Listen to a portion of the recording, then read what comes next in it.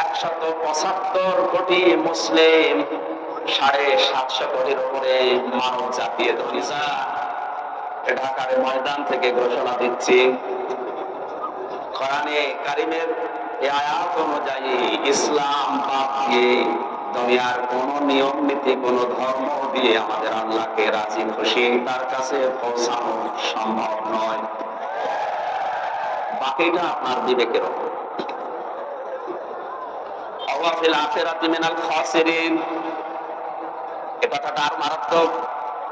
আমরা যারা আখিরাতে বিশ্বাসী, কিয়ামতের জবাব দিতে হবে বলে আমরা বিশ্বাস করি, আল্লাহ বলেন ইসলাম বাদ দিয়ে যদি অন্য কোন নিয়ম নীতি, ধর্ম, আদর্শ, জীবন ব্যবস্থা দিয়ে আল্লাহকে রাজি খুশি তার পর্যন্ত যেতে চাই, ওই লোকটার জীবনের কিছু কবুল হবে না। শুধু এতটুকু না, ওই লোকটা সব চাইতে বড় ক্ষতিগ্রস্ত হবে আখিরাতে।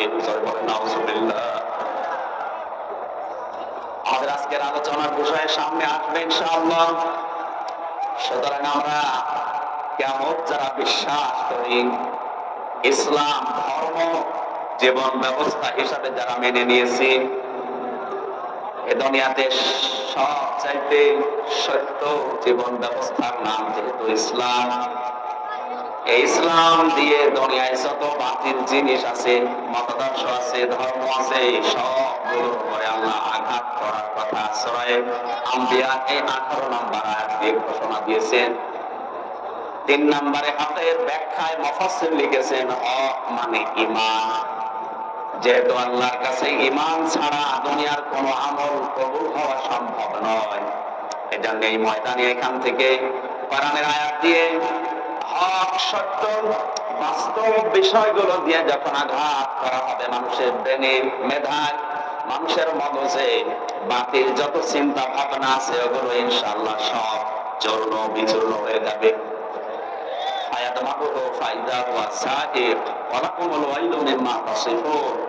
আল্লাহ বলেন দুর্ভোগ ওই মানুষগুলোর জন্য, আক্ষেপ ওই মানুষগুলোর জন্য যারা নিজেরা মন মতো নিয়ম নীতি তৈরি করে। সুতরাং এই ময়দানে আমরা যারা এসেছি আজকে, আমি কোরআন দিয়ে একটা একটা করে আপনার মেধায়, আপনার এই ব্রেনের উপরে, মগজের উপরে ধাক্কা দেব আল্লাহর কোরআন দিয়ে, যেন বাতিল চিন্তা ভাবনা সহ যত বিষয় আছে সব চূর্ণ বিচূর্ণ হয়ে যায়। জোরে বলেন আমিন। দরুদ আর সালাম পড়ছি আমাদের নবী মুহাম্মদ রাসূলুল্লাহ সাল্লাল্লাহু আলাইহি ওয়াসাল্লামের প্রতি। বিশ্বনবী মুহাম্মদ রাসূলুল্লাহ সাল্লাল্লাহু আলাইহি ওয়াসাল্লামের লক্ষ লক্ষ হাদিস থেকে বুখারী শরীফের একটি হাদিসের টুকরা পড়েছি। হযরত আবু সাঈদ খুদরি থেকে বর্ণিত, নবীজি বলেন, তোমাদের ভেতরে কেউ যদি কোনো অন্যায় কাজ হতে দেখে, সে যেন অবশ্যই তার হাত দিয়ে সেটা বন্ধ করে। যেহেতু হক শব্দের 3 নম্বর ব্যাখ্যায় আমি ঈমান বলেছি, আমাদের ঈমান আছে কিনা এটা মাপার থার্মোমিটার এই হাদিস। শুধু মনে করি যে বড় জুব্বা গায়ে দিয়ে, সুন্দর টুপি মাথায় দিয়ে, পাগড়ি মাথায় দিলে আমাদের ঈমান আছে, পাকাপোক্ত না। ঈমান মাপার যন্ত্র, থার্মোমিটার এইটা। অন্যায় কাজ যেখানে হতে দেখবেন, ঈমান যদি তার থাকে, সবল ঈমানদার যিনি, সবচাইতে শক্তিশালী ঈমানদারের গুণ হচ্ছে সে তার হাতের দ্বারা এটা বন্ধ করবে, বাধা দেবে। মুহাদ্দিসিন ইকরাম এখানে হাদিসে হাত দ্বারা শুধুমাত্র এই হাত নয়, ক্ষমতার হাত, টাকা পয়সার হাত, পাওয়ারের হাত, আইনের হাত, এরকম অনেকগুলো অর্থ দিয়েছে। সুতরাং আমরা যদি ঈমানদার দাবি করি, অন্যায়, বিবেক বহির্ভূত, ইসলাম বহির্ভূত, সমাজ বহির্ভূত কোন কাজ যদি আমাদের সামনে হয়, আর আমি যদি শক্তিশালী ঈমানদারি দাবি করি, অবশ্যই এটা আমাদের আইনের হাত দিয়ে হোক, টাকা পয়সা, ক্ষমতা, পাওয়ার, শক্তি যে হাত আছে যার, এটা দিয়ে অবশ্যই সেটা বন্ধ করার চেষ্টা চালাতে হবে। এটাকে আজ যদি কেউ দুনিয়ার কাজ মনে করে, রাজনীতি মনে করে ছেড়ে যায়, তাহলে সে দুর্বল ঈমান, শক্তিশালী ঈমানদার নয়। দ্বিতীয় নম্বরে, এটা যদি সম্ভব না হয়, আইন নেই আপনার কাছে, ক্ষমতা নেই, টাকা পয়সা নেই, পাওয়ার নেই, এ হাতও প্যারালাইজড। দ্বিতীয় নম্বরে, আপনার মুখ দ্বারা অবশ্যই এটা প্রতিবাদ করা লাগবে, মানববন্ধন করে হোক, পেপার পত্রিকায় দিয়ে হোক, এই মিডিয়ার মাধ্যমে হোক, সভা সমাবেশ করে হোক, যে কোনো কায়দা এটা যেন বন্ধ হয়। এটাও যদি কেউ করতে না পারে, ওই পরিস্থিতি যদি না থাকে, 3 নম্বরের হাদিসের শেষে আছে সে যেন অন্তর দ্বারা ঘৃণা করে। তার মানে সে যেন পরিকল্পনা করে অন্যায় কি করে বন্ধ করা যায়। এইটাও যদি কোন মানুষের ভেতরে না আসে, নবীজি বলেন এটা সর্বনিম্ন ইমানের পর্যায়। এইটাও যদি না থাকে ওর ইমান নেই, এটা বেঈমান। হাদিস পড়ার পরে আমার যতটুকু মনে হচ্ছে, এই 3টা বছর আমি জেলখানায় কাটিয়ে বাইরের এই জগৎ সম্পর্কে এখন যেটা দেখতে পাচ্ছি, আমাদের ইমান এই 3 নাম্বার পর্যায় পর্যন্ত অনেকের নেই। আমরা তো অন্তঃপ্রকোষ্ঠে ছিলাম 3টা বছর, ওখানে থেকেও যতটুকু দেখেছি, অনেকে মনে করে জেলখানায় সংশোধনাগার এটা, এখানে গেলেই মনে হয় মানুষ আল্লাহর ওলি হয়ে যায়। ওখানে গেলে আল্লাহর ওলি হওয়ার সেই সিস্টেম গুলো এখন চালু নেই, যদিও সংশোধনাগার লিখে দিয়েছে, এটা বাস্তবতা অনেক কম। সংশোধন হওয়ার জন্য যে রাস্তা, যে নিয়ম নীতি, যে পদ্ধতিগুলো দরকার, ওইগুলো এখন জেল কোড পরিবর্তন করে আমার মনে হয় ওগুলো চালু করা দরকার। ওখানেও অন্যায় অবৈধ অত্যাচার করছে। এমনকি আমি মিডিয়া এটা আসবে কিনা জানি না, ঠিক আছে, এই জন্য আমাদের উচিত এই সংশোধনাগারকে সংশোধনাগার হিসাবে তৈরি করা। কোরআনে কারীম মানুষদেরকে সংশোধন করার জন্য যে নিয়ম নীতিগুলো, যে ঔষধগুলো দিয়েছে, আল্লাহ রাব্বুল আলামিন বলেন, অনুনাজ্জিলু মিনাল কুরআনি মা হুয়া শিফাউন ওয়া রাহমাতুল লিল মুমিনিন ওয়া লা ইয়াজিদুস সালিমিনা ইল্লা খাসারা। সূরা বানী ইসরাঈলের 82 নম্বর আয়াতে আল্লাহ জানিয়েছেন, কোরআন নাযিল করার ধারাবাহিকতায়, পরিক্রমায় এমন এমন বিধান আমি দিয়েছি যেটা মুমিনদের জন্য ঔষধ। সুতরাং জেলখানা থেকে শুরু করে আমাদের পরিবার, সমাজ এবং রাষ্ট্রের সংশোধন যদি চাই, আমরা যদি অসুখ থেকে মুক্ত হতে চাই, রোগ থেকে মুক্ত হতে চাই, অবশ্যই কোরআনের এই নীতিমালা, এই ঔষধ আমাদের গ্রহণ করতে হবে। সুতরাং যে নবী আমাদেরকে ইমানের এই ধাপগুলো শিক্ষা দিলেন, আমরা যেন শক্তিশালী ইমানদার হওয়ার জন্য যে পর্যায় আছে দুনিয়ার এই জীবনে, ওই পর্যায়ে থাকতে পারি। আল্লাহ তাওফিক দিন, আমিন। প্রত্যেকটি জিনিস অভ্যাসের উপরে গড়ে ওঠে, আর মানুষ অভ্যাসের দাস। আমরা যেহেতু 3 বছর কথা বলার অভ্যাস নেই, এই জন্য নতুন নতুন লাগছে। দোয়া করেন আল্লাহ যেন আমার জন্য সহজ করে দেয়। সুবহানাকা লা ইলমা লানা ইল্লা মা আল্লামতানা ইন্নাকা আনতাল আলিমুল হাকীম। সূরা মুমিন, এখান থেকে 2টা আয়াত পড়েছি, 51, 52। আজকের আয়াতের ভেতরে কিছু গুরুত্বপূর্ণ তথ্য আছে। আমি তাফসীর আকারে, যেহেতু তাফসীরুল কোরআন মাহফিল লিখেছেন, ওই হিসাবে কোরআনে কারীমের ওই আয়াত থেকে ওই কথাগুলো বলার চেষ্টা চালাবো ইনশাআল্লাহ। আল্লাহ যেন তাওফিক দেন, জোরে বলেন আমিন। আমরা একটু আওয়াজ বেশি করে ফেলছি, আপনারা যারা শুনতে পাচ্ছেন, যারা পাচ্ছেন না, যেহেতু অনেক মিডিয়ার বাইরে এসেছে, কালকে এটা ইন্টারনেটে চলে যাবে, ওখান থেকে নামিয়ে নিয়ে তো একটু আওয়াজ বন্ধ করেন। আপনার জন্য যদি হাজারো মানুষ শুনতে ডিস্টার্ব ফিল করেন, আপনার কিন্তু গুনাহ। ওয়াইদা কুরিয়াল কুরআনু ফাসতামিউ লাহু ওয়া আনসিতু লাআল্লাকুম তুরহামুন। যেখানে কোরআন পড়া হয়, কোরআনের আলোচনা আরম্ভ হয়, 2টা আদেশ আল্লাহ এখানে দিয়েছেন, চোখ থাকা লাগবে, শ্রবণ করা লাগবে। সুতরাং শোনাও এখানে এখন ফরজ, চোখ থাকা ফরজ। ফরজ ওয়াজিব 2টার বিষয় এখানে আছে, 2টা ইসলামের দৃষ্টিতে। সুতরাং আপনারা চোখ থাকবেন, এটা আল্লাহর নির্দেশ। 2 নম্বরে, যতক্ষণ কষ্ট হচ্ছে আমিও দেখতে পাচ্ছি, আমি অসুস্থ, এখন অসুস্থ হতে পারিনি, দোয়া চাচ্ছে আল্লাহর এই ওলিদের, আল্লাহ যেন আমাকে হায়াতের রাজ্যে বা সিহাতে কুল্লিয়া, সুস্থতা দান করেন। জবান খুলে আপনারা আগে কোরআনের আয়াত পড়েন, যদি আশেপাশে কোনো শয়তান থাকে, মানুষ শয়তান হোক আর জিন শয়তান হোক, এজন্য চলে যায়। আউযু বিল্লাহি মিনাশ শাইতানির রাজীম। বিসমিল্লাহির রহমানির রহিম। ইন্না লানানসুরু রুসুলানা ওয়াল্লাযীনা আমানু ফিল হায়াতিদ দুনিয়া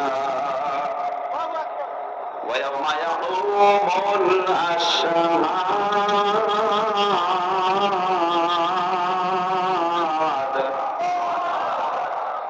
আল্লাহ পাক বলেন, ইন্না অবশ্যই আমরা বা আমি, লানানসুরু লামে তাকিদ, নানসুরু আনসুরু নানসুরু, অবশ্যই অবশ্যই আমরা সাহায্য করব, করছি করব, রুসুলানা আমাদের রাসূলদেরকে, ওয়াল্লাযীনা আমানু শব্দের দিকে খেয়াল করার জন্য বলছি। কোরআনের প্রত্যেকটি শব্দ গবেষণামূলক। আল্লাহ রাসূলদের কথা জানানোর পরেই আল্লাহ ঈমানদারদের নাম দ্বিতীয় পয়েন্টে দিয়েছেন। অবশ্যই অবশ্যই আমরা সাহায্য করছি করব আমার রাসূলদেরকে এবং যারা ঈমানদার তাদেরকে। জয় বলেন সুবহানাল্লাহ। সুতরাং আল্লাহর সাহায্য এটা শুধুমাত্র রাসূলদের জন্য আর ঈমানদারদের জন্য। কোন বেঈমানের জন্য আল্লাহর সাহায্য এখন নেই, ভবিষ্যতেও থাকবে না। কখন করবেন আল্লাহ এটা? ফিল হায়াতিদ দুনিয়া, পার্থিব এই জীবনে, ওয়া ইয়াওমা ইয়াকুমুল আশহাদ, এবং যেদিন মানুষ দণ্ডায়মান হবে তার মাঝে কিয়ামতের ময়দানে। আয়াতের ভেতর আমরা দুইটা তথ্য পেয়েছি। আল্লাহর সাহায্য রাসূল এবং ঈমানদারদের জন্য দুনিয়া এবং আখিরাতে। জয় বলেন আল্লাহু আকবার। এই আয়াত থেকে প্রশ্ন আসে, তাহলে প্রথম নম্বরে আল্লাহ সাহায্য করবে রাসূল না রাসূল? বহু বছর আল্লাহ দিয়েছে, জানিয়েছেন যারা রাসূল আমি পাঠিয়েছি নবী রাসূল করে, অবশ্যই অবশ্যই তাদেরকে সাহায্য করছি করব। প্রশ্ন আসতে পারে, রাসূল এখন আর নেই, কিয়ামত পর্যন্ত আসবেও না, তাহলে রসুলানা বহু বছর শব্দ দেওয়া আল্লাহর ঠিক হয়নি কি? আয়াতের অর্থ যেটা বললাম এ অনুযায়ী আল্লাহর এই রসুলানা শব্দটা এখন দেওয়া ঠিক হয়েছে? যেহেতু মোসারে দিয়েছেন আল্লাহ, এখন করছি ভবিষ্যতেও করব, এ অর্থে আসলে রসুল এখন নেই, কিয়ামত পর্যন্ত আর আসার সম্ভাবনা নেই। সুতরাং যারা মিথ্যা নবী এবং রসুলের দাবি করছেন, এই আয়াত অনুযায়ী হাদিস এসেছে তাফসীর গ্রন্থে, ব্যাখ্যায় আমরা পেয়েছি আনা খাতামান নাবিয়্যিন লা নাবিয়্যা বাদি, আমি শেষ নবী, আমার পরে পরের নবী নেই, রসুল নেই। সুতরাং যারা দাবি করছে এক কথায় এরা মিথ্যাবাদী। রাসূলদেরকে আল্লাহ সাহায্য করবেন বলছেন কিয়ামত পর্যন্ত, অথচ রাসূল আর কিয়ামত পর্যন্ত আসবে না। আল্লাহর বক্তব্য দুই রকম হয়ে যাচ্ছে।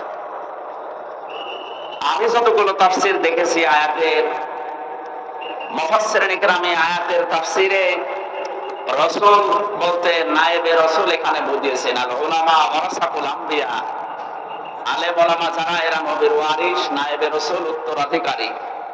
তারা হয়তো সম্পদ টাকা পয়সা দুনিয়ায় ছেড়ে যায়নি, তারা ছেড়ে গেছে এলেম, ঐশী বাণী। সুতরাং এলেম যারা পাবে দুনিয়াতে, ঐশী বাণী যারা অর্জন করবে, এই মানুষগুলোই আল্লাহর নবীর উত্তরাধিকারী, নায়েবে রাসূল। এদেরকে আল্লাহ সাহায্য করবেন, তিনি গ্যারান্টি দিয়ে ঘোষণা দিচ্ছেন। আর আল্লাহর ওয়াদা, আল্লাহর গ্যারান্টি কখনোই মিথ্যা হওয়ার সম্ভব না, এটা আমরা মনে প্রাণে বিশ্বাস। আমার ভাইরা, কোরআনে কারীমের সূরা মুমিন 51 নম্বর আয়াতে আল্লাহ পাক জানিয়েছেন অবশ্যই অবশ্যই আমরা সাহায্য করছি করব আমার রাসূলদেরকে। কারাগারের ভেতরে মরহুম মুফতি আমিন রহমাতুল্লাহ আলাইহির জামাতা মুফতি সাখাওয়াত হোসেন রাজি, মাওলানা জুনায়েদ আল হাবিব কওমি মাদ্রাসা কেন্দ্রিক প্রায় 76 জন আলেম এবং আমি সহ এক জায়গায় আমরা দীর্ঘদিন ছিলাম। বিশেষ করে মুফতি সাখাওয়াত হোসেন রাজি সাহেবের কাছে এই আয়াত নিয়ে আমরা দুইজন কথা এক জায়গায় যখন বলতাম, আল্লাহ রসুল আমা কেন দিয়েছে এবং রসুলদেরকে তিনি সাহায্য করবেন বলে কোরআনে অঙ্গীকার করলেন, গ্যারান্টি দিয়ে, তাকিদ দিয়ে।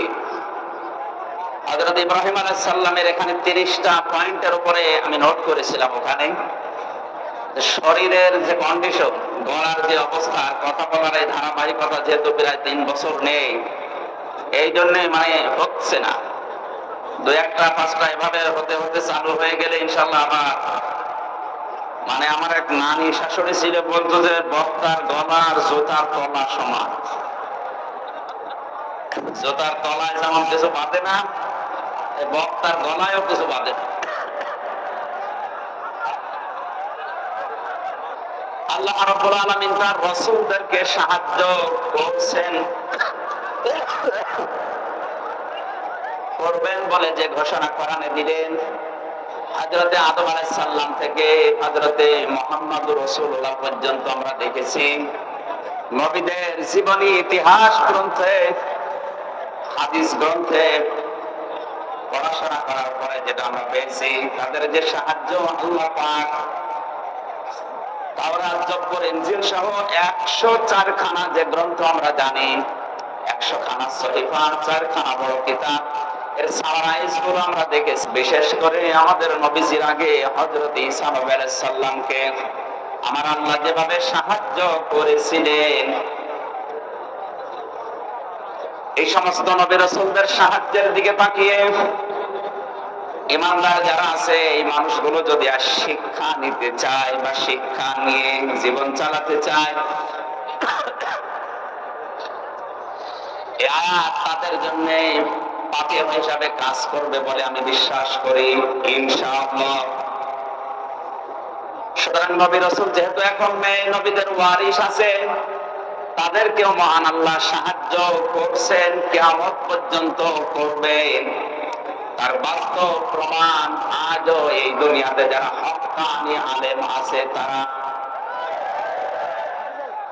ইমাম তাইমিয়ার ঐতিহাসিক একটা উক্তি আমি মাঝে মাঝে বলি যে হক্কানি আলেম এই শব্দটা নিয়ে আজ যারা মানুষকে ধোঁকা দিয়ে বোকা বানিয়ে নিজেদের আখের বসায়,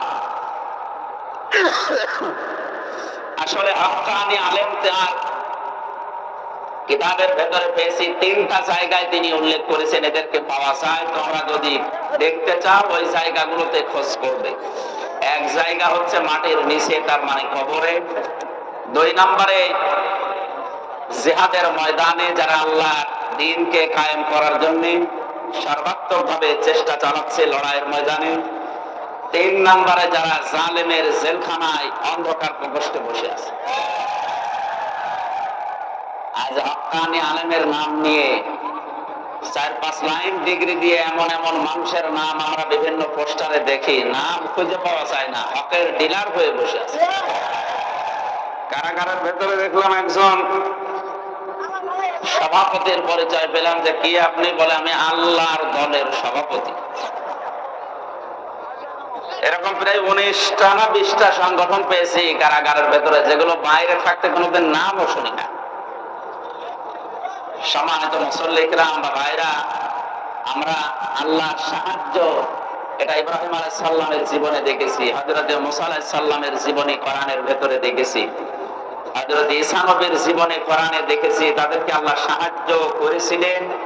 যেহেতু এখন আর নবী রাসূল নেই, আসবে না, এখন আলেমদেরকে আল্লাহ সাহায্য করছে, তার বাস্তব প্রমাণ এই পৃথিবীর হক্কানি আলেমরা। আমি আবার রিপিট করছি, হক্কানি আলেম পাওয়া যায় দরবারে, আস্তানায়, গাছতলায়, মাজারে, কোথায়? 3টা জায়গা। ইমাম আহমদ ইবনে তাইমিয়া রাহমাতুল্লাহ আলাইহি ঐতিহাসিক উক্তি, এটা তার কিতাবে আছে। প্রথমে যদি আপনি খুঁজতে চান, মাটির নিচে যাবেন, কবরে। ইমাম আবু হানিফা হক্কানি আলেম ছিলেন, দ্বিমত আছে কারো? কোথায় পাওয়া যাবে? ইমাম আহমদ ইবনে হাম্বল কোথায় পাওয়া যাবে? যারা হক্কানি আলেম আপনি যদি খোঁজ করতে চান, তাদেরকে আপনি সর্বপ্রথম খোঁজ করে দেখবেন মাঠের নিচে তারা আছে, কবরে আছে। দ্বিতীয় নম্বরে আজ যারা জান বাজিয়ে রেখে আল্লাহর কালেমাকে বুলন্দ করার জন্য কালিমাতুল্লাহি হিয়াল উলিয়া জিহাদের ময়দানে যারা কাজ করছে জীবন হাতে নিয়ে, এরা হচ্ছে আল্লাহর এই বান্দার দৃষ্টিতে তারা হক্কানি আলেম। 3 নম্বরে হক্কানি আলেম পাবেন পৃথিবীর বিভিন্ন দেশে জালেমদের জুলুমে যারা অন্ধ কষ্টে ঢুকে ঢুকে দিন কাটাচ্ছে।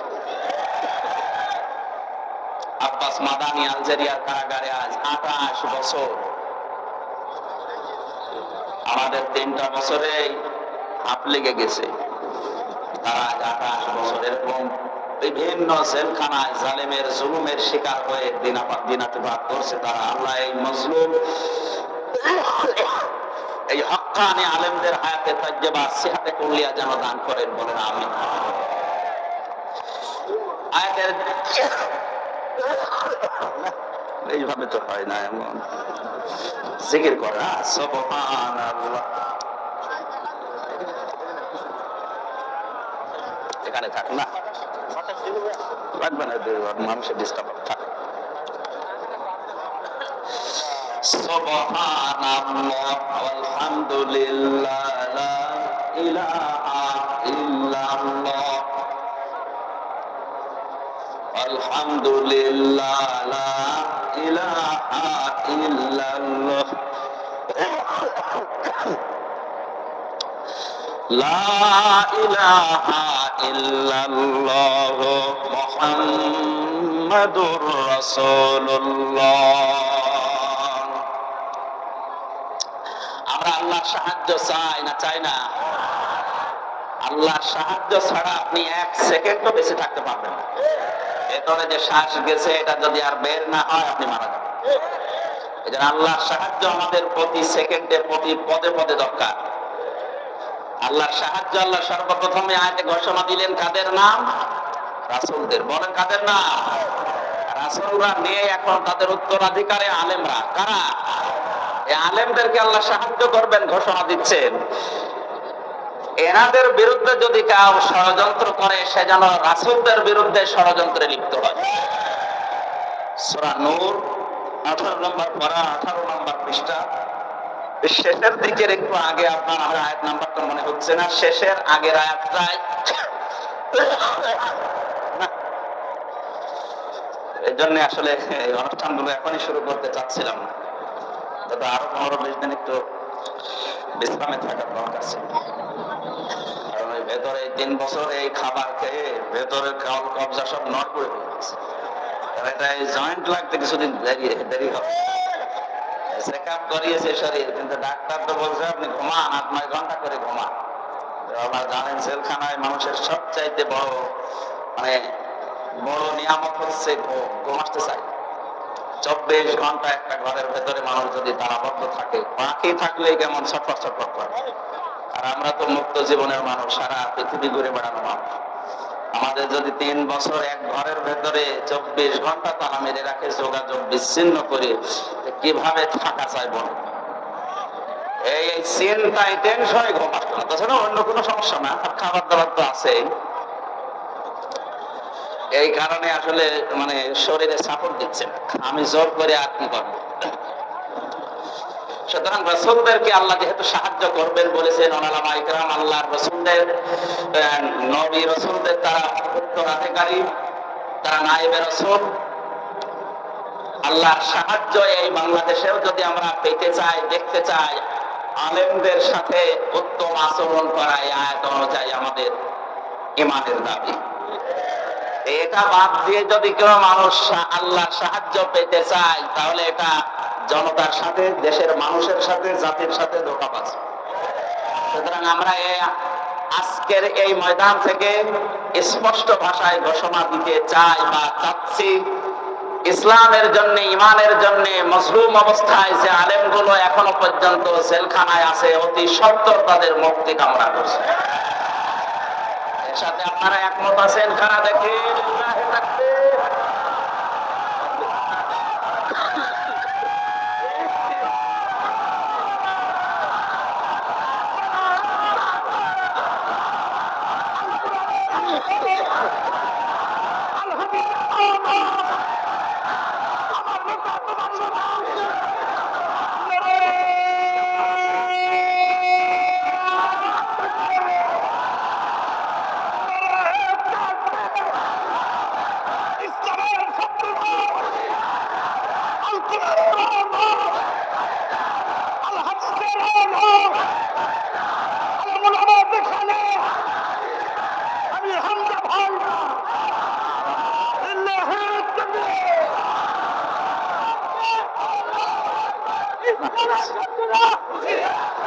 আলহামদুলিল্লাহ ভাই, আমার দাদা জেলখানায় থাকা অবস্থায় বিদায় নিয়েছে, মারা গেছে।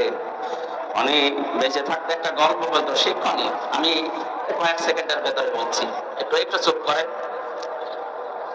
উনি বলছিল একবার যে এক দোকানদার, তার কর্মচারী আছে একজন, তার নাম ইসলাম। দোকানদারের একটা মেয়ে ছিল, নাম হচ্ছে শান্তি। এই দোকানদারের মেয়ের সাথে কর্মচারীর একটা হটলাইন। দোকানদার একদিন টের পেয়ে আচ্ছা পিটানো পিটিয়েছে যে তুমি একটা কর্মচারী আর আমি মালিক, তোমার আমার মেয়ের সাথে লাইন। এমন পিটানো পিটিয়েছে, ও সিদ্ধান্ত নিয়েছে মালিক তোমার এই শান্তির জন্য আমি মার খেলাম, দেখি শান্তি কয়দিন তোমার ঘরে থাকে। এমনিতে তো লাইন ছিল। আর শেষ পর্যন্ত শান্তিকে বলছে কোথায়, এই তো আমি আছি, আসো স্টেশনে, আজকে পালানো লাগবে। পালিয়েছে। সকালবেলা দোকানদার চিল্লাচ্ছে আমার শান্তি গেল কোথায়। জনগণ বলছে শান্তি গেল কোথায় মানে, না আমার মেয়ের শান্তিকে আমি খুঁজে পাচ্ছি না। লোকজন বলে আপনি শান্তি খোঁজার আগে বলেন তো আপনার দোকানে যে ইসলাম নামে কর্মচারী ছিল ও কোথায়? তো ও তো আসে না, ওই তোমার শান্তি নিয়ে পালিয়েছে। বলে ওরে তো পিটিয়েছিলাম ওই শান্তির কারণে।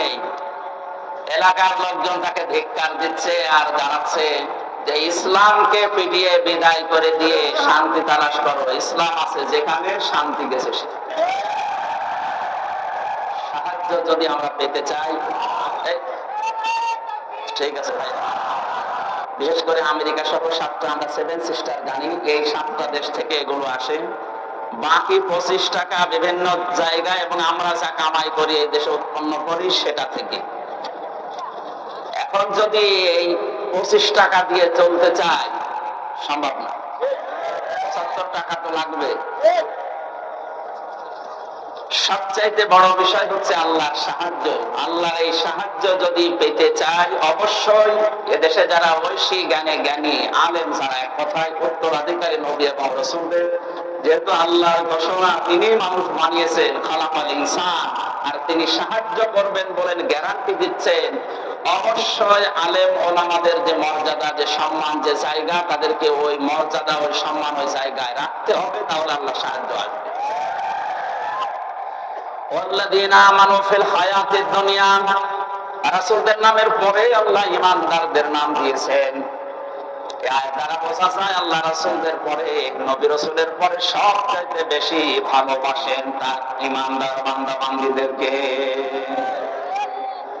আজকে আসার সময় হাফেজ আবু সাইদ একটা আয়াত বলছে, এটা কোরআনে কারীমের সূরা বাকারা থেকে, আল্লাহু ওয়ালিয়্যুল্লাযীনা আমানু ইখরিজুহুম মিনাস সুলুমাতি ইলান নূর। আল্লাযীনা আমানু, এই শব্দটা বাস্তবতা আমি বোঝাচ্ছি। আমাদের আসলে রাসূলদের পরে আল্লাহ ঈমানদারদের নাম দিলেন যে পার্থিব জীবনে তাদের আমি সাহায্য করব। এই ঈমানদারদের সাথে আল্লাহর আচরণ কি, আল্লাহর বাস্তবতায় আল্লাহর সম্পর্ক কি?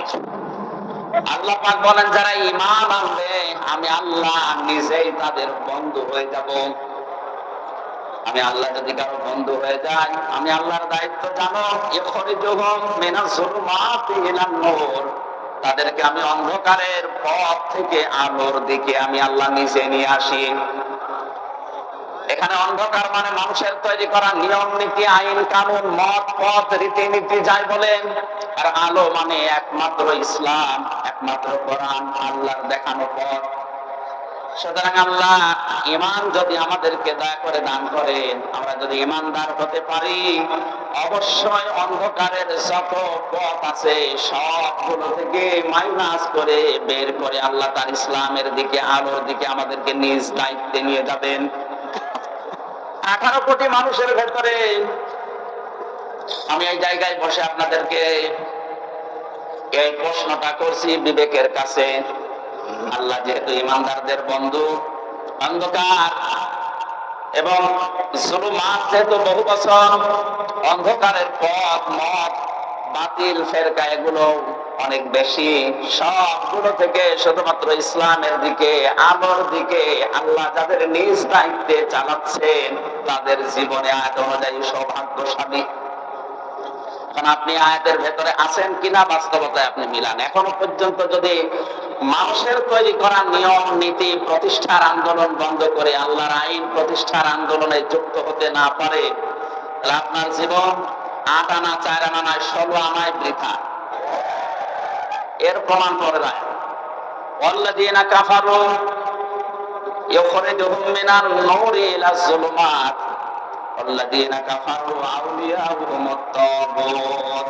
যারা কাফের আল্লাহ পাক বলেন তাদের বন্ধু, তাদের অভিভাবক, তাদের গাইডলাইন দেয় শয়তান, তাগুত। আমি আল্লাহ যদি কারো বন্ধু হয়, আমার দায়িত্ব যেমন অন্ধকার থেকে বের করে আলোর দিকে নিয়ে আসা, শয়তান যদি কারো বন্ধু হয়ে যায়, শয়তানের দায়িত্ব তাদেরকে আলোর দিক থেকে বের করে অন্ধকারের দিকে নিয়ে যাওয়া। আলো অন্ধকারের ব্যাখ্যা তো এক কথায় বললাম, আলো মানে ইসলাম আর অন্ধকার মানে মানুষের তৈরি করা নিয়ম নীতি।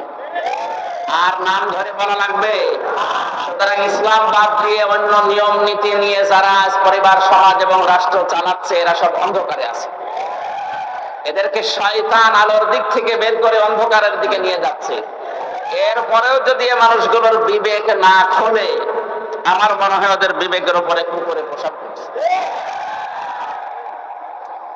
আপনি যদি এখন বাড়িতে যেয়ে দেখেন যে আপনার স্ত্রী অনেক শিক্ষিতা, ধার্মিক, ভদ্র, কিন্তু গালি দিচ্ছে শূকরের বাচ্চা, কুকুরের বাচ্চা, এরকম গালি দিচ্ছে আপনাকে, আপনার রাগ হবে না?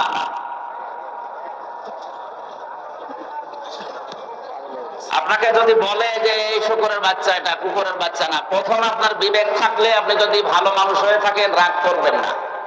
এই কারণে যে এটা শিক্ষিতা, ভদ্র, এটা ধার্মিক, তাহাজ্জুদ পর্যন্ত ছাড়ে না, আমাকে দেখলে যে খেদমত করে, স্বামীর হক আদায় করে চলে। এখানে যারা মেয়েরা আছেন, আমি কয়েক মিনিটের ভেতরে এই মেয়েদের কয়েকটা দায়িত্বের কথা বলি। সম্মানিতা মা বোনেরা, শুধু নামাজ পড়ে রোজা রেখে অনেকে মনে করে আমি কালো বোরকা পরে চলি, পর্দায় থাকি, আমি জান্নাত পেয়ে বসে আছি। না, জান্নাত পাওয়ার জন্য নবীজি যে 4টা কথা জানিয়েছেন হাদিসে, তার অন্যতম হচ্ছে নেককার হওয়ার জন্য স্বামীর আনুগত্য করে চলা। তিরমিজি শরীফের হাদিসে এসেছে, কেউ যদি নেককার নারী হতে চায়, কমপক্ষে 4টা গুণ তার ভেতরে মাস্ট বি থাকতেই হবে। 1 নম্বরে, স্বামী তার দিকে তাকালেই সে তাকে আনন্দ দেবে, খুশি করবে। আর যেখানে হাজারো পুরুষ মানুষ বসে আছে, নিজের জায়েজ স্ত্রী বাদ দিয়ে পরকীয়া প্রেম চালিয়ে যাচ্ছে আল্লাহর নাম। বলছে ঠিক, পরকীয়া প্রেম আর আল্লাহর নামে করে। এটা যেহেতু কমন হয়ে গেছে এখন আর চলছে, এজন্য অনেকে মনে হচ্ছে এরকমই জবাব দিচ্ছে। সম্মানিত মা বোনেরা, আপনাদেরকে আমি আহ্বান জানাচ্ছি, আপনি জায়েজ একজন থাকার পরেও যে লোক তার নিজের স্ত্রী বাদ দিয়ে অন্য নারীর দিকে আসক্ত, অন্য নারীর প্রতি, এটা শুধু একমাত্র তারই দোষ দিলেই না, আপনাকে আল্লাহ দিয়েছেন যা, তার ভেতরেও তাই দিয়েছেন যার প্রতি সে আসক্ত।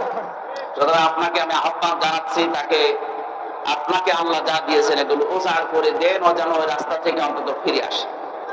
এখন বলেন আমি সব দিয়েছি এরপরেও ফিরে না, হ্যাঁ, এরপরের দায়িত্ব ওর উপরে বলতাম।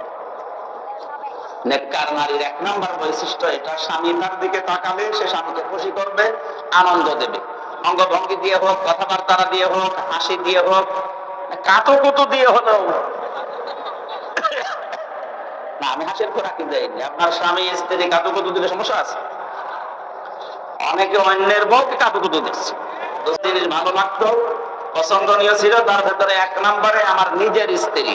কার স্ত্রী? আমাদেরকে ওই হাদিসটা বাস্তবে আমাদের মেনে চলা দরকার। আমাদেরও স্ত্রী অনেকে ভালো লাগে, কিন্তু নিজেরটা বাদ দিয়ে অন্যেরটা। এইরকম স্বভাব চরিত্র যাদের আছে, এটা শুকরের চরিত্র। আমাদেরকে যেন হেফাজত করেন, আমিন। দ্বিতীয় নম্বরে নেককার নারীর গুণ হচ্ছে, মেয়েরা এসেছিলাম, সম্মানিত মা বোনেরা, নামাজ রোজা এটা মাস্ট বি, পড়াই লাগবে। নেককার হওয়ার জন্য অন্যতম হচ্ছে স্বামী যেটা পছন্দ করে ওটা যদি জায়েজ হয়, জীবন থাকতে ওইটাকে আপনাকে পছন্দ করা লাগবে। আমি সহ এখানে যত স্বামী আছে বলেন তো, প্রত্যেকটা স্বামী পছন্দ করে, চাই যে বিয়ের পরেও যেন তার মা বাবা তার সাথে থাকে। 100টার প্রায় 90টা মহিলা এটা চাই না যে আমরা একসাথে থাকি। এবং বউ যারা আছে একটু দেখে আমার নাতি ও ভয় ভয় আছে, না জানি আমার বাড়ি গেলে খাবার বন্ধ করে যায়। দেখেন আপনাকে কি ভয় পায়। সুতরাং নামাজ পড়ে রোজা রেখে কালো বোরকা পরে আপনি মনে করছেন যে আপনি নেককার হয়ে গেছেন, না, হচ্ছে না। ইমানদারদের যে বর্ণনাটা আমি দিচ্ছিলাম, যে শয়তানের দায়িত্ব যত রকমের অন্ধকারের পথ আছে এই পথের দিকে আপনাকে চালাবে আল্লাহর ইসলামের আলোর পথ বাদ দিয়ে। এই মুহূর্তে আপনার বিবেক যদি থাকে, কুকুরে যদি প্রসাদ না করে, আর এই স্ত্রী লোক আপনাকে গালি দেওয়ার পরে আপনার বিবেক থাকলে আপনি রাগ করবেন না। এই কারণে ধার্মিক মহিলা, নেককার মহিলা, এ ভালো বংশের মেয়ে আমাকে গালি দেয়, অবশ্যই এর জিনে ধরেছে বা ভূতে ধরেছে। কথা বলেন না কেন? একে জিনে ভূতে না ধরলে তো এর গালি দেওয়া সম্ভব না। কোন মানুষ যদি আল্লাহর পাঠানো ইসলাম এবং কোরআন সামনে থাকার পরেও অন্য কোনো কিছু নেই, এই দুইটা থাকার পরেও মানুষের তৈরি করা নিয়ম নীতি আইন কানুন প্রতিষ্ঠার জন্য সময় ব্যয় করে, অর্থ ব্যয় করে, বুঝতে হবে তাকে যে তাকে শয়তান দখল করে ফেলছে। আপনি এখন কিন্তু শয়তানের দখলে আছেন। আর যারা শয়তানের দখলে আছে, আয়াতের শেষ অংশে আছে উলাইকা আসহাবুন নার হুম ফিহা খালিদুন, এরা তো জাহান্নামের অধিবাসী, এদেরকে আল্লাহ চিরস্থায়ী ভাবে জাহান্নামে রাখবেন। জোরে বলেন নাউজুবিল্লাহ। সুতরাং আমরা আল্লাহর বন্ধু হওয়ার জন্য ইমানদার হওয়া শর্ত, আর ইমানদারদেরকে আল্লাহ সাহায্য করবেন বলে আয়াতে ঘোষণা দিয়েছেন। দুনিয়া এবং কিয়ামতের যেদিন মানুষ দাঁড়াবে সেই দিন, ইয়াউমা ইয়াকুমুল আশহাদের ব্যাখ্যা সূরা মাআরিজের ভেতরে আছে। এই আয়াতের ব্যাখ্যা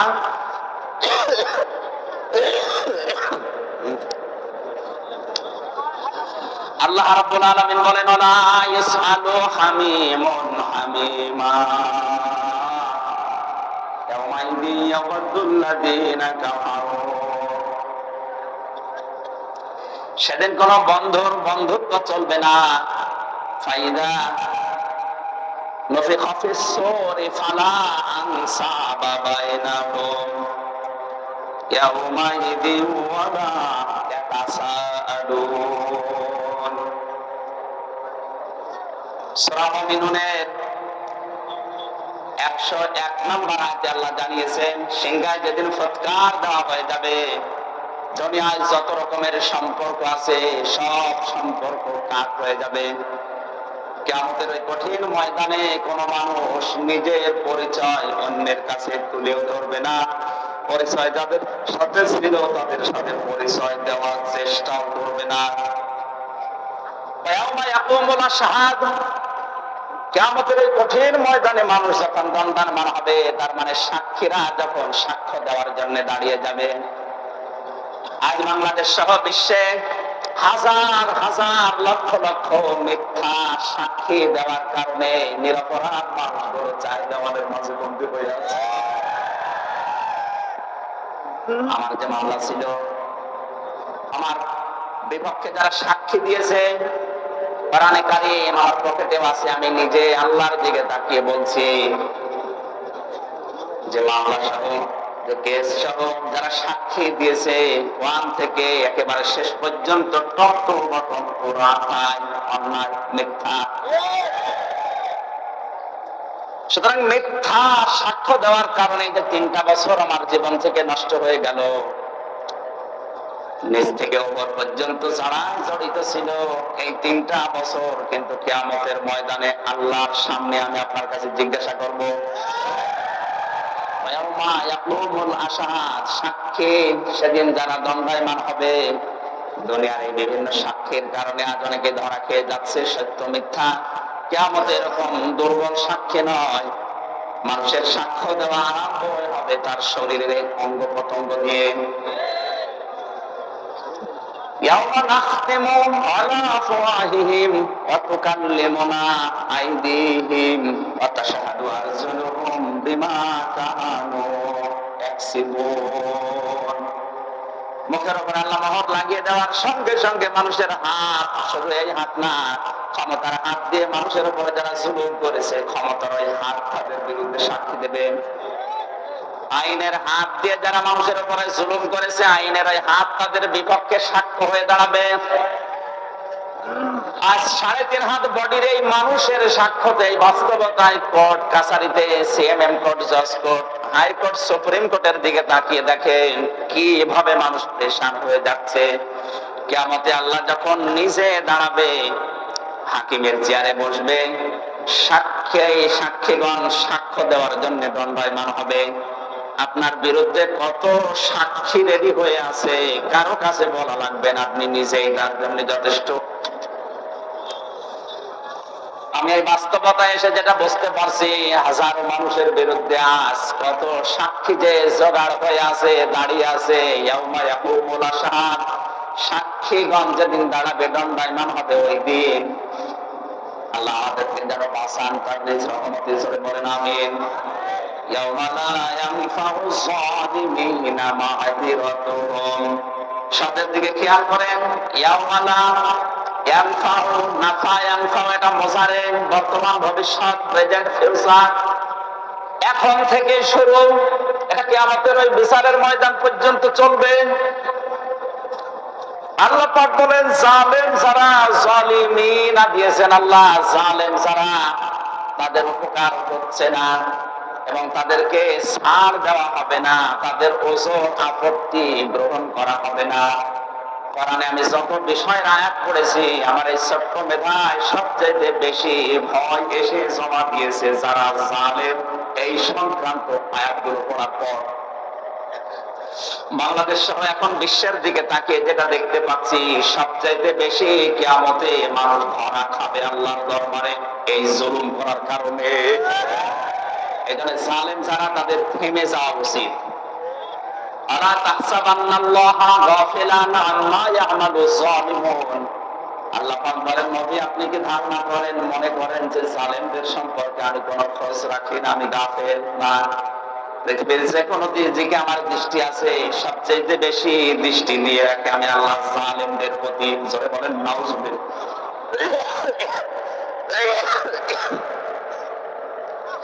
এজন্য পৃথিবীর জালেমদেরকে বলছি, আপনারা থামেন, এই মুহূর্তে স্টপ হয়ে যান। আপনি কিন্তু আমির হামজার মামলার আসামি না, আপনি সরাসরি আল্লাহর মামলার আসামি। সূরা শুরা 42 নম্বর আয়াতে আছে, কোরআনে কারিমে আমি যত আয়াত পড়েছি সবচাইতে কঠিন এবং ভয়ঙ্কর আয়াত এইটা। ইন্নামাস সাবিলু আলাল্লাযীনা ইয়াযলিমুনান নাসা ওয়া ইয়াবগুনা ফিল আরদি বিগাইরিল হক উলাইকা লাহুম আযাবুন আলীম। অবশ্যই আমি আল্লাহ নিজে মামলা দায়ের করব তাদের বিরুদ্ধে যারা মানুষ হয়ে মানুষের উপরে জুলুম করছে, করবে। ইয়াজলিমুন আল মুসলিমুন আল্লাহ দেয়নি, আলেমদেরকে বলছে আল্লাহ ইয়াজলিমুন আল মুসলিমুন দেয়নি, দিয়েছে ইয়াজলিমুন আন নাস। হিন্দু কি মানুষ না? খ্রিস্টান মানুষ না? হিন্দু, খ্রিস্টান, বৌদ্ধ, এটাই যদি আপনি মুসলিম হিসাবে মানুষ মনে করেন, তাহলে মুসলমান যারা, তারা তো আল্লাহর বন্ধু। ইমানদার যারা, তারা আল্লাহর বন্ধু। এদের উপরে জুলুম করলে, অত্যাচার করলে আপনি নিজে আল্লাহর মামলার আসামি। আর এই আয়াত পড়ার পরে মনে হয় বাংলাদেশে এখন আল্লাহর মামলার আসামি খুব বেশি দিন দিন বেড়ে যাচ্ছে। ওয়ায়াবগুনা ফিল আরদি বিগাইরিল হক। দুনিয়া শান্ত হয়ে যাওয়ার পরে যারা অশান্তি করার জন্য, বিশৃঙ্খলা করার জন্য যারা বিভিন্ন রাস্তা অবলম্বন করে, চুরির মাধ্যমে, ডাকাতির মাধ্যমে, দুর্নীতির মাধ্যমে, বিভিন্ন জিনিস আত্মসাৎ করার মাধ্যমে, ভয় ভীতি প্রদর্শনের মাধ্যমে দুনিয়ার এই জীবন যারা অশান্ত করতে চায়, এদের বিরুদ্ধে আল্লাহর মামলা। সুতরাং আমাদের এই দুইটা কাজ থেকে অবশ্যই বিরত থাকা দরকার, যদি আমরা আল্লাহ এবং আখিরাতে বিশ্বাস করে থাকি। আমার ভাইরা, এখানে জালেমদের কোনো ওজর আপত্তি এখন চলছে না, যারা মারা যাচ্ছে কিয়ামত পর্যন্ত চলবে না। দুইটা কথা এখানে।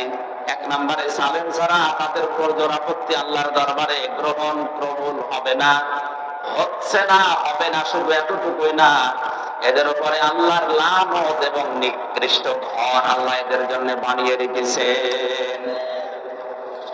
জুলুম অত্যাচার করে আজ পৃথিবীর ময়দানে যারা বড় বড় অট্টালিকা তৈরি করছেন, মানুষের সম্পদ গুলো অবৈধভাবে জুলুম করে, ফাঁকি দিয়ে, অন্যায় বিচার করে কোটি কোটি টাকার মালিক হয়ে বিশাল বিশাল প্রাসাদ অট্টালিকা বানাচ্ছে।